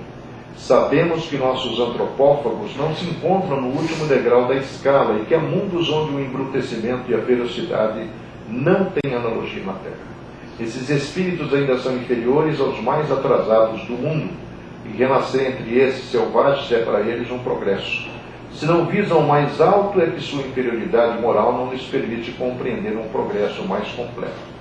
O espírito não pode avançar senão gradualmente. Deve passar sucessivamente por todos os degraus, todos os graus, de forma que cada passo à frente seja uma base para assentar um novo progresso. Ele não pode transpor de um salto a distância que separa a barbárie da civilização, como o escolar não pode ser promovido sem transição do beabá à retórica. É nisso que vemos uma das necessidades da reencarnação, que está verdadeiramente conforme à justiça de Deus. Não for assim, em que se transformariam esses milhões de seres que morrem no último estado de degradação, caso não tivessem meios de atingir a superioridade? Por que os teria Deus deserdado dos favores concedidos aos outros homens? Nós o repetimos por ser um ponto essencial, em razão da sua inteligência limitada, não compreendem o que é melhor, senão do seu ponto de vista e dentro dos seus estreitos limites. Há, entretanto, alguns que se transviam por quererem subir muito alto e que nos oferecem o triste espetáculo da ferocidade no meio da civilização. Estes, voltando entre os canibais, lucrarão ainda. Considerando tudo isso, a concepção da vida humana ganha nova amplitude. O que é a vida humana? O tempo durante o qual o espírito permanece unido ao corpo. No dia marcado por Deus, os filósofos cristãos não terão nenhuma dificuldade para dizer que a vida é múltipla. Isso não acrescenta nem muda nada nos nossos deveres. A moral cristã fica de pé, e a lembrança da missão de Jesus paira sobre a humanidade sempre. A religião nada tem a temer desse ensino, e não está longe o dia em que seus ministros abrirão os olhos à luz. Por fim, reconhecerão na revelação nova os socorros que, do fundo das suas basílicas, imploram do céu. Eles creem que a sociedade vai perecer, ela será salva. Voltando às reencarnações, haverás de compreender a sua necessidade por uma comparação vulgar, mas de impressionante verdade. Após um ano de estudos, o que acontece à jovem colegial? Após um ano de estudos, se progrediu, passa para uma classe superior. Se ficou imobilizado em sua ignorância, repete o ano, vai mais longe, comete faltas graves e é expulso. Pode vagar do colégio para o outro, pode ser afastado da universidade, pode ir da casa da educação à casa da correção. Tal a imagem fiel da sorte dos espíritos, e nada satisfaz mais completamente a razão. O princípio da reencarnação dessa forma ressurge na atualidade como verdade absoluta. É uma verdade que não pode ser contestada. Desde que o homem só quer pensar no amor, na sabedoria, justiça de Deus, não pode admitir nenhuma outra doutrina. É verdade que nos livros sagrados só se encontram estas palavras: depois da morte, o homem será recompensado segundo suas obras. Mas não se presta suficiente atenção a uma infinidade de citações que vos dizem ser absolutamente inadmissível que o homem atual seja punido pelas faltas e crimes dos que viveram antes do Cristo. Não posso voltar a tantos exemplos e demonstrações dados pelos que acreditam na reencarnação. Vós mesmos os podeis fornecer. Os espíritos bons os ajudarão e será um trabalho agradável. O único meio que tem de um dia alcançar essa suprema felicidade está inteiramente nas reencarnações sucessivas. O sentimento de amor a Deus, penas e recompensas da vida futura, a ideia da reencarnação, são inatas no homem desde séculos. Vede toda a história, vede os escritos dos sábios da antiguidade, e vos convencereis de que esta doutrina, em todos os tempos, foi admitida por todos os homens que compreendem a justiça de Deus. Agora compreendeis o que é a nossa terra e como é chegado o momento em que serão realizadas as profecias do Cristo. Se quiser examinar a questão sem preconceito, refletir sobre a existência do homem nas diferentes condições da sociedade e coordenar esta existência com amor, sabedoria e justiça de Deus, toda dúvida concernente ao dogma da reencarnação deve logo desaparecer. Aí está a fonte desse trabalho, e nós temos uma demonstração de um exemplo de genialidade. É um violinista prodígio de Berlim. Começou a tocar violino aos 2 anos de idade e mostrou uma notável memória musical quando ainda usava fraldas e mal sabia falar. Seu instrutor notou que o garoto tinha um ouvido para a música natural e começou a ensiná-lo aos 2 anos de idade, 2 vezes por semana. Ele aprendeu a tocar de maneira excepcionalmente rápida depois de apenas 6 meses de treinamento e fez a sua estreia em dezembro de 2003, com a idade de 3 anos, em um concerto de Natal. Dames en heren, stilte heren, Akim gaat voor u spelen das Violinkonzert in G-Dur, Opus 11 von Ferdinand Küchler.